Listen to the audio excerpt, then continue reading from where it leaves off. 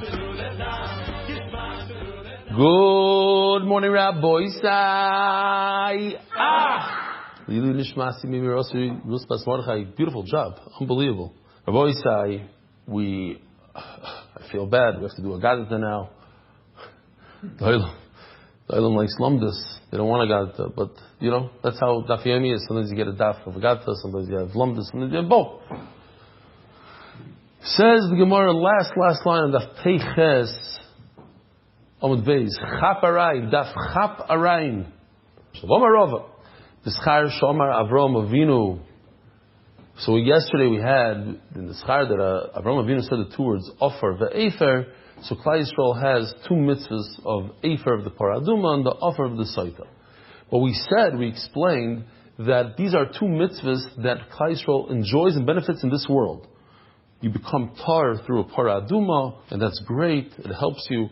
You also, a woman can become mutter to her husband through the offer. So, B'amarav, he continues, same theme, B'schar Shoma Avram Avinu im chutz b'atzroichnal.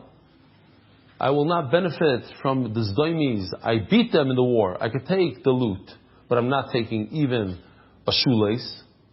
I don't want anything. I don't want to benefit from them. Halachically, he's allowed to take it. So because he used those two words, I guess HaKadosh Baruch Hu recognized the godless in that. He appreciated it. So, Zachu Banav l'shtei mitzvahs. One for the chut, a string, and one for the shoelace. Zachu Banav l'shtei mitzvahs, l'chut shel tchelas, the string of tchelas, l'chut shel tchelas, u'ritzua shel tefillin. Because Avram Avinu said, Sroichnal, so Klal Yisrael has the ritzua of tefillin. Now, we have to understand, based on what we said yesterday, that these mitzvahs are beneficial for Klal Yisrael. What's the benefit of tchelos and what's the benefit of the ritzua of tefillin? Bishlam ritzua shel tefillin ksiv v'ro kol ha'mei haaretz ki shem Hashem nikra alecha. Now, in the ritzua, if you pay attention, so the tefillin shel rosh has a shin, and the back of it is a dalid, so it's the part of the name of HaKadosh Baruch Hu Shakai. So it says about tefillin, V'ro kol amei haaretz, the nations will see, Kishem Hashem nikra alecha, Hashem's name is called on you. V'tanya Reb Eli Stefansky Daf elu tefillin sheberosh. These are the tefillin of rosh, not shel yad. Rosh, because it has the shin, it has the dalid. So that's Shem Hashem. It's 2/3 of Hashem's name. They'll see it. Elu tefillin sheberosh. In other words, here's a perfect example. The story explains the Gemara. The question is, how does Klal Yisrael benefit from tefillin? Here, it's a benefit, because when you wear tefillin, the nations fear you. What benefit is there when a Jew wears a blue string on his tzitzis? The answer is because why is it blue? Why is it not red or any other color? The famous Gemara. Because tcheles is similar to the ocean. The yam doimel rikia, and the ocean is similar to the heaven. V'rikia doimel even sapphire, and the heaven's color is similar to the sapphire. Ve'evan sapphire doimel kisei kavod, and eventually, the way the human brain works. The famous Gemara says you're not allowed to look at clothing of a woman that's hanging on the clothesline, drying, let's say, because it'll remind you of a woman. The way the brain works is by association. You see this color, and you see in your mind also, and you're eventually going to get to the Kisei HaKavod. Hopefully, through looking at the blue. So Mela, Alfie, what's the pshat over here? So typically speaking, why am I asking you? Because I want you to come out with the chiddush from the shiur, finally. Rashi says it's the reverse of what it says in the Gemara. We're thinking about it in terms of us. We're going to see the string, and we're going to see the ocean, the heaven, the sapphire, the Kisei HaKavod. Says Rashi, no, it's about the Rebbeinu Shalom. The Rebbeinu Shalom sees his Kisei HaKavod, he goes to the sapphire, and he remembers the tchelis that the Jews are wearing, and then he favors the Yidden. It's not us, it's the Rebbeinu Shalom, says Rashi. Here, in case you don't know where the Rashi is, or you're in a truck somewhere and you want to see it, it's on the screen, and Rashi says all the way at the end, It's beautiful lashon. When he looks at his own kisei hakavod, niskar b'mitzvah zu shekeneged kol hamitzvos. Tchelos and tzitzis is equal to all the mitzvahs. It represents all the mitzvahs, the Tari mitzvahs. D'chsev vayiru eis elokei Yisrael v'sachas raglov k'maisa livnes hasapir k'etzim shemayim toyar. Okay. D'chsev k'mari evin sapir d'mus kisei omer babo v'mamish nagadta. Kosher gezel hanechal. If a person steals something and then he eats it, he consumes it. Shafil tzadikim gemur remaining micholim lachzira. It's very difficult to return something that's consumed. Shenemar bil odai rak asher ochlu hanaorim. Avraham Avinu says by his daim again, I'll return everything. I return all the loot, but I cannot return that which my soldiers, my talmidim, my people, the Na'arim, the youngsters, they ate. They came in and they ate. They were hungry. They ate food. Amar Yechanan, Mishum Reb Elazar. Yeah. So what do you, again? I just don't want to miss the point. Avraham Avinu didn't steal. Avraham Avinu was saying that you know what? I'm a tzaddik. I'm going to finish Rusadin. I'm going to give you back all the loot, all your gold, silver, animals, all that. But it's difficult for me to come out of pocket, so to speak, for food that my people took, which they're allowed to take halachically because we're winning the war. We're taking from you. But so you see the difficulty a person has to go back and pay up with. It's like difficult to pay back a loan, right? Take somebody's money, you didn't pay him back. No, it's already used up. It's hard. That's what the Gemara says there.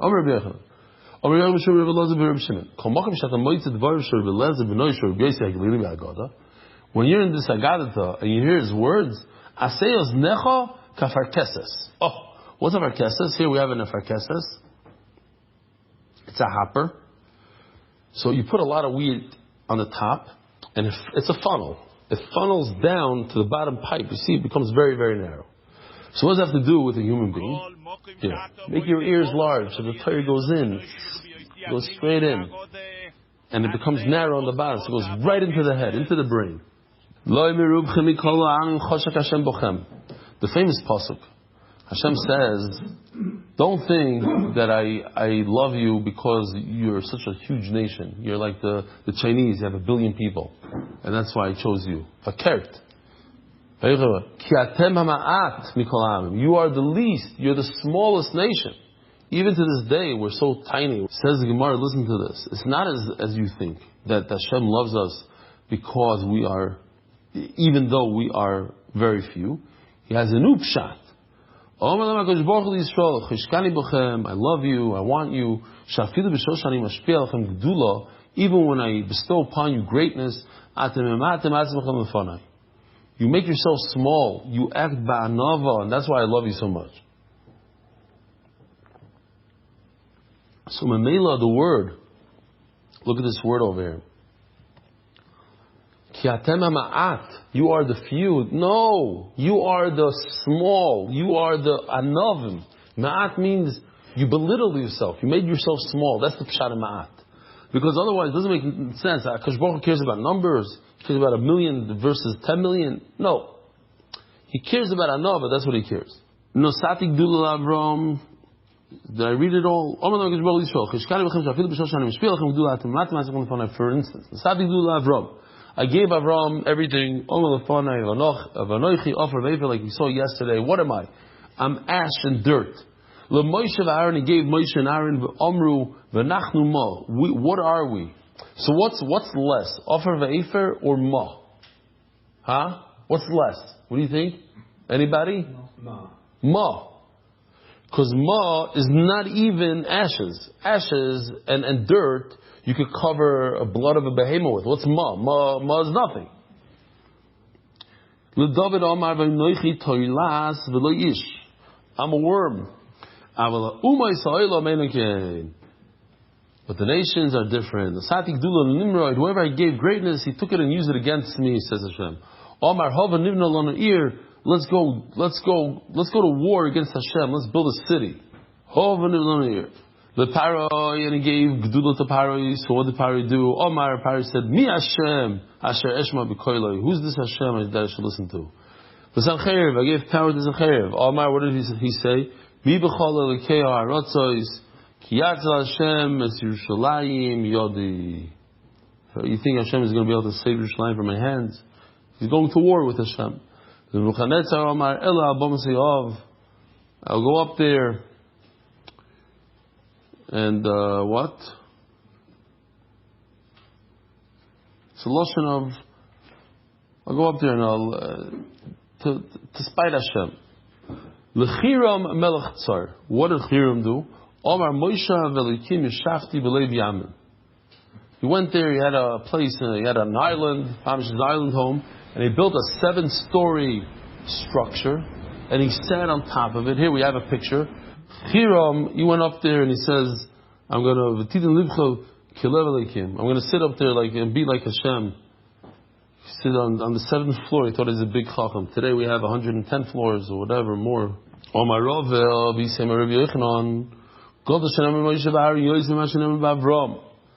What's said about Moshe Rabbeinu and Aaron that they said Ma, where nothing is more than Avraham Avinu.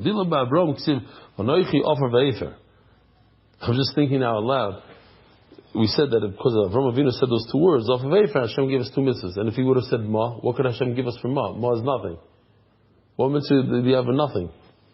Stam, it's not even a hara. It's more of a joke.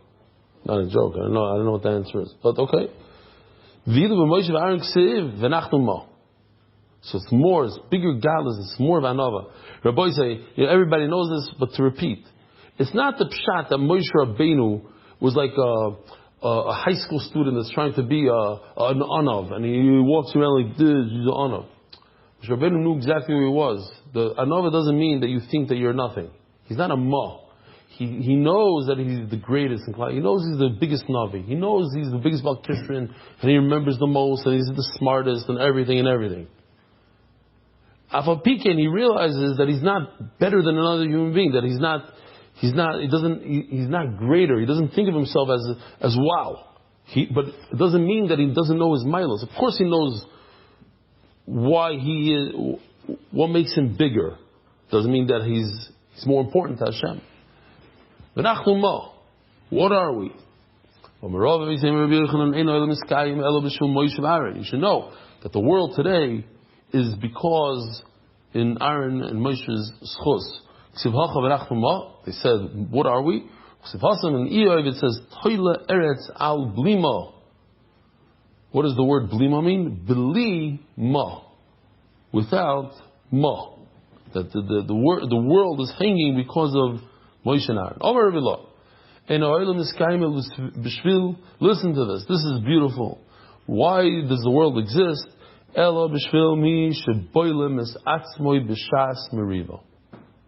A person who's quiet during a fight, he doesn't react. The world is existent because of him. We got to read it again.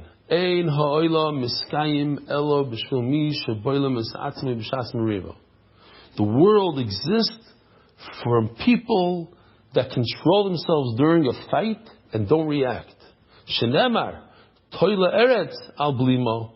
The world is hanging on blima means to. How do you say blima in English? Shut. To like bolem. How do you say bolem? Well, that means to break it short, to stop it. He closes his mouth, basically. It says muzzle and mouth? I don't like that word so much, but I don't know what's the better. No, it's seals is a better word. Right. It's in the family of muzzles. Just muzzles means like an external device. Seal is you shut your mouth. Toiler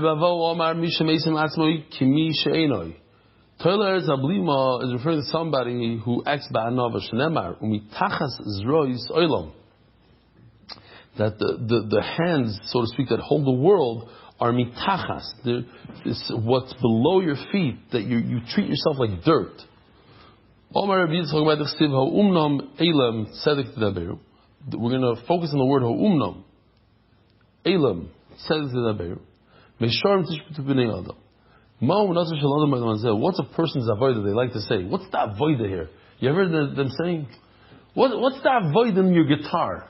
What's the avodah in this Mercedes that you have? I don't know. They use this lashon, avodah. What's the avodah?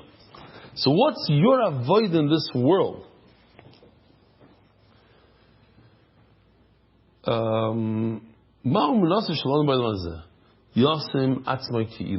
His job is to make himself like a mute. Quiet. Oh, if he's supposed to be quiet, Chofetz Chaim talks about this. What's the Havamina?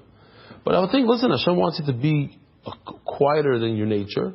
So maybe in Torah also, instead of arguing, be nice about it. You should talk the truth. So when it comes to Torah, you have to say the truth, you have to argue. Maybe you should be about Gaiva. Maybe it's a good idea to show people how much you know and how smart you are and how fast you are in learning. I hate those people, those show-offs that know they remember everything. I can't remember 4 lines of Gemara. Nah, I don't hate them. It's geschmack. It's good.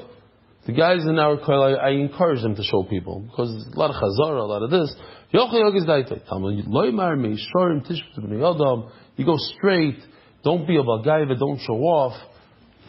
So there's different. When it comes to Tinyane Dalma, some people, you got to be quiet. Keep quiet. But when it comes to Torah, you speak your mind. Don't show off, but you speak your mind.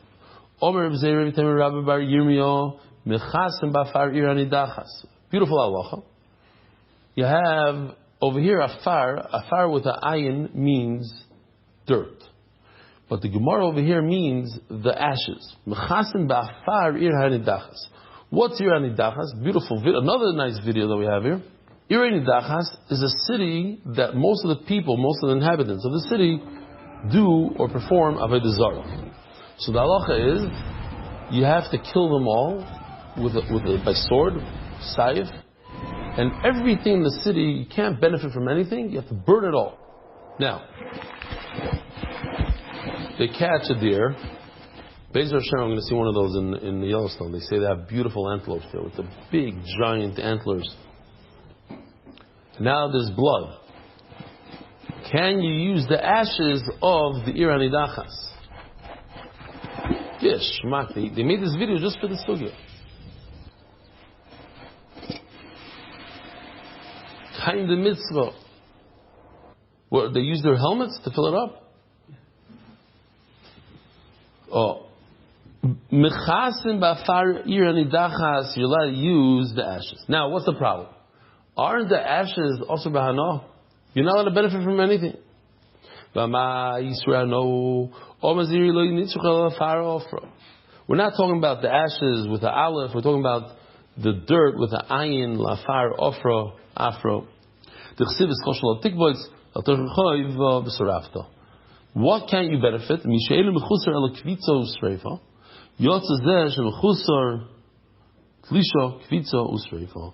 These ashes, you have to, this dirt, the dirt, you have to come and take it off the ground, you have to pluck it, you have to gather it from the ground, that's already something that's not part of the Ir Hanidachas.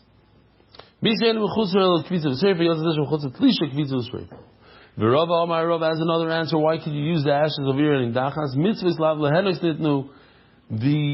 To cover the blood of a chaya, that's a mitzvah, and it's not a beneficial thing. It's not like, oh, I have enough, I'm gaining from it. No, you're not gaining anything. All you did was a mitzvah. Mitzvah is not your benefit. It's not for you to benefit. So Ravina said this over about Rava, who said that mitzvahs lav la'enos Ravina. What about shofar shel avodah zarah li'itkaboy? It says halacha that if you have a shofar made of avodah zarah, you shouldn't blow shofar. My lavim taka le'yotza. That if you did blow the shofar, you're not yotza at all. Lo yim taka yotza. No, you shouldn't do it. But if you did, you're yotza the mitzvah. So over here also, you shouldn't maybe use this dirt or ashes according to Rav. It's ashes. But if you did, you yaitza the mitzvah of kisei dam.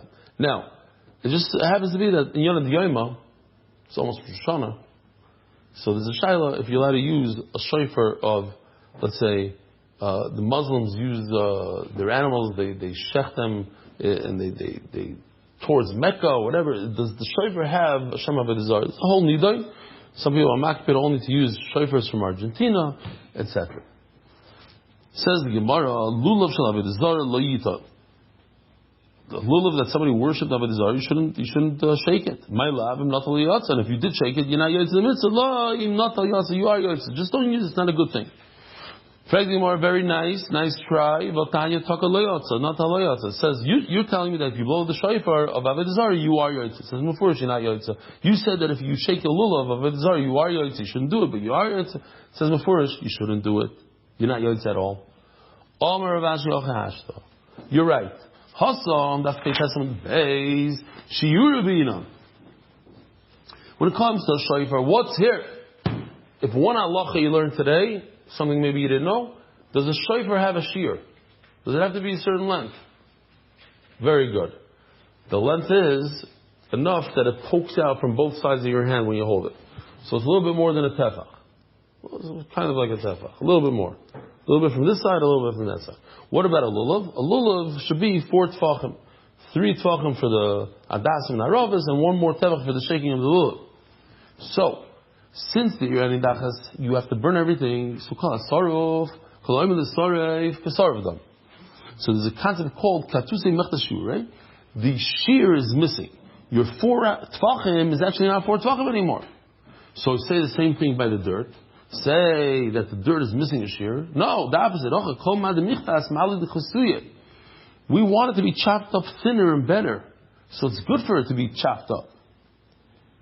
Hadrun Allah, kisi adam. Hadrun Allah, kisi adam. Hadrun Allah, kisi adam. Givaldik. It says in the pasuk, after Yaakov Avinu had the fight with the Malach, and he got him good, he hit him in the gid hanasha, he got him in the thigh. That's why till this very day we don't eat the gid hanasha. Sher al kafa yorech. It's on the spoon of the thigh.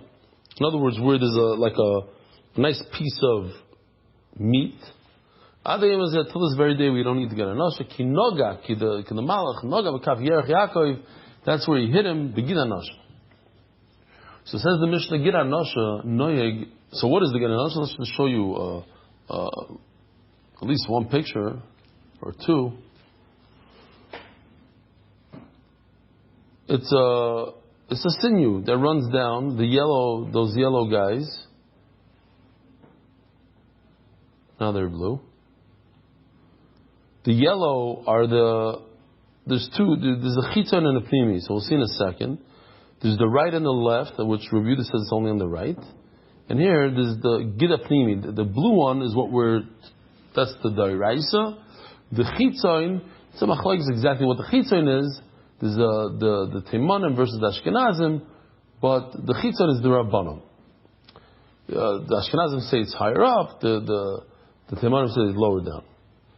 If we want to see from the Shechita we did, so that is the Gid Hanasha, that stringy thing over there, that's sinew. You can also see the piece of flesh over there, maybe not. Okay. So it says the Mishnah, Gid Hanasha, Noyeg ba'aretz v'chutz la'aretz, it applies the Isser of eating it doesn't matter where you live, even in Chicago. B'fnei habayis, v'shlev b'fnei habayis, whether we have a Beis Hamikdash or not.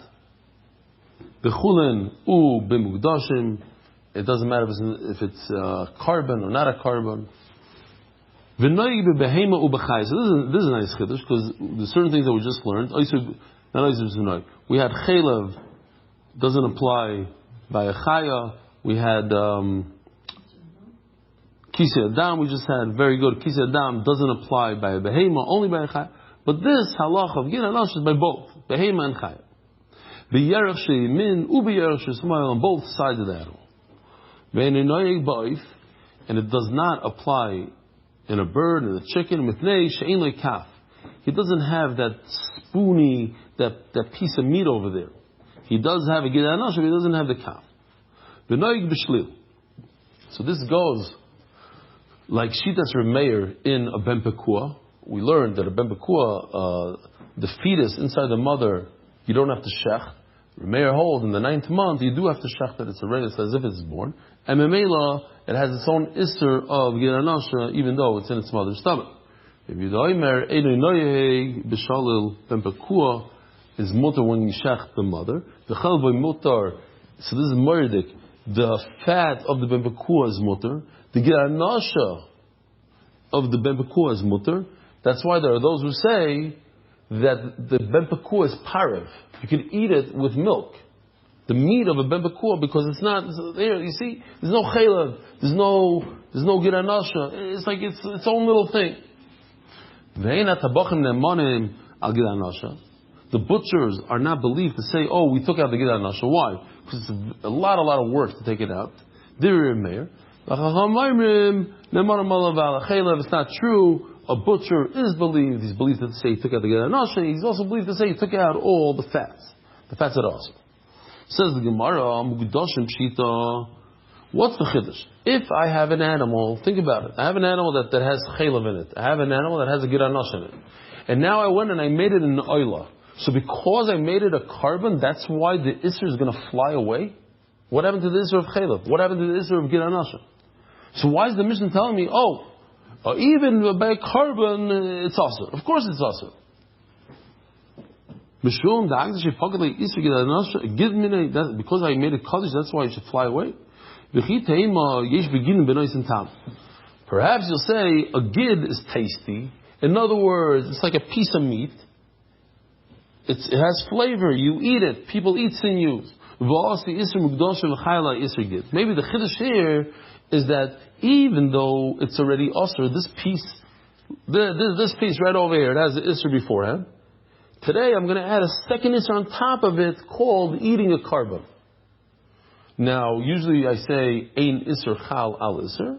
In this case, I could say isser chal al isser. One isser applies itself on top of another isser because there's different reasons. Sometimes it's isser ma'isiv, sometimes it's more chomer, as the Gemara is going to say on top of that tzadik now. So for whatever the reason is, the chiddush of the Mishnah is that you chayiv 2 malchus, 2 isurim, one for eating a giranasha. And the second one, 2 months later, you applied another issur to it called eating a piece of a carbon. The problem is,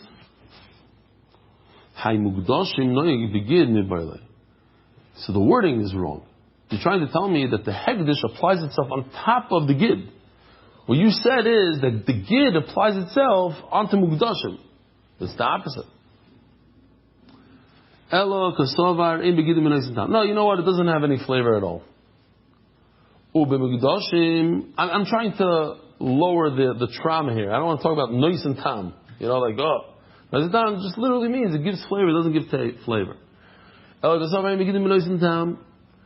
gid, the sinew, doesn't have flavor.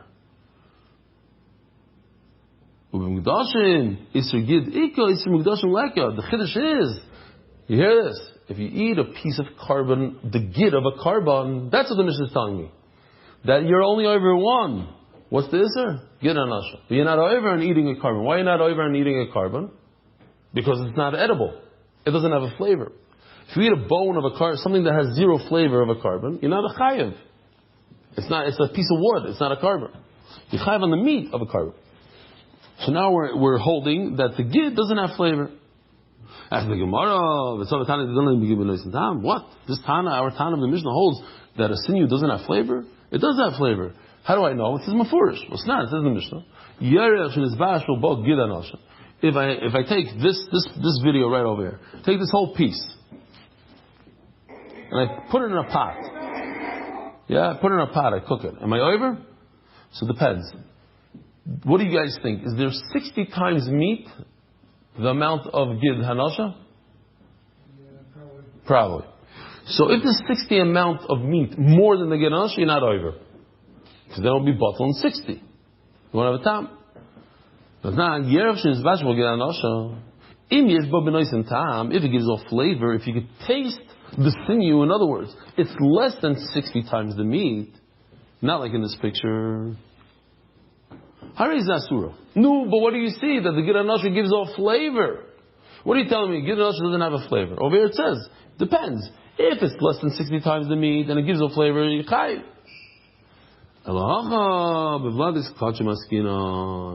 Beautiful. We're not talking about an animal that you made a carbon today.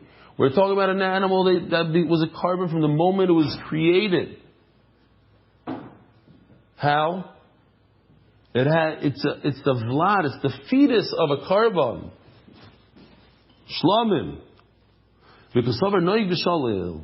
You should know, he holds that the sinew of a carbon is, the sinew of a fetus is asur.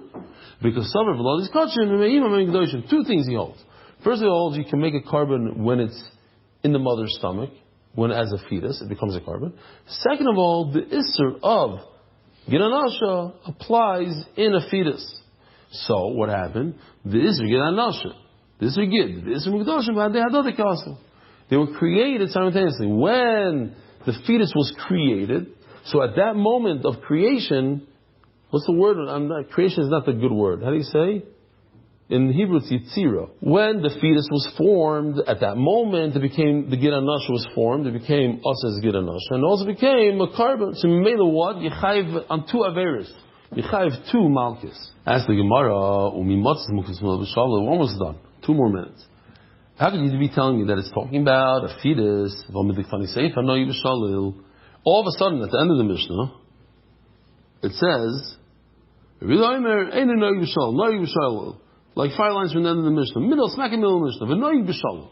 That means before that you weren't talking about a fetus. Only now you're talking about a fetus. We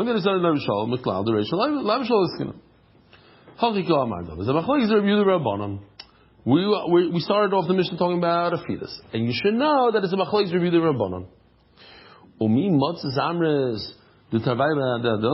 How can you say that the sinews, the Gid HaNasha, and the carbon happened when it was formed initially simultaneously? What's the problem? But now we learned in the Mishnah, a nazir is somebody who vows not to benefit from any grape product, not to drink wine, not to eat chartzanim, not to become tamei to a dead person. And then he becomes tamei to a dead person. In middle of his, let's say, 30 days of Nazirus, he must start all over again and he must shave. But what does it say? These are the tumas that a Nazir must shave his entire body. Al hameis, v'al kizayis min hameis. If he touches a dead body, or a kizayis of a dead body. We asked the obvious question. Al kizayis min hameis megalech, if he touches a small kizayis of a dead person, he has to shave himself. Al kuli lekolshkin, and if he shaved himself, if he touched an entire body, of course he's chayiv. So why do I have to say 2 cases? A kizayis and a whole mace. Answers the Gemara. We're talking about a miscarriage of a fetus that he wasn't even formed to the point he didn't have sinews. What does that mean? That means it's possible, as the Gemara, that he was a carbon before he had sinews. Because you see from here that there's such a thing called a nafel, a miscarriage, where this fetus doesn't have any sinews. So it explains that it's like meat, it's very soft like meat, which later on becomes harder like sinews. On top. So what do you see? You see that sinews happens later on in the formation of the fetus. But first, he became a carbon. On day 1, he's a carbon. Maybe day 40, he gets sinews. I don't know what day. Says Gemara, Afagav, the Isum Gdoshim Kadim. You're right. He was a carbon first. Also, Gid Chayil Alayu. But you could still add the Isser Gid HaNasha to the carbon, and therefore you'd be Chayil 2 korbanos if he eats the Gid HaNasha. 1 for the Gid HaNasha, 1 for carbon. Why are you able to apply one Isser on top of the other? Because it is super usher. It's so usher that even a non-Jew, what do they call it? A Noahite. They even have today. People are makbid in the 7 commandments of the Noahites. Huh? Noahite laws. Very good. So because it's so awesome, they are chayiv in it. So Mela, it's Isur Chomer, and Isur Chomer could apply itself on top of another Isur Chalal Isur, and that's why you chayiv too. Rabbi Isai, have a wonderful day, and I'll see you from Yellowstone Park, Be'ezer Merit the schus of spreading Torah throughout the world. Sponsor a shiur today. MDYsponsor.com or sponsor at MDYDaf.com.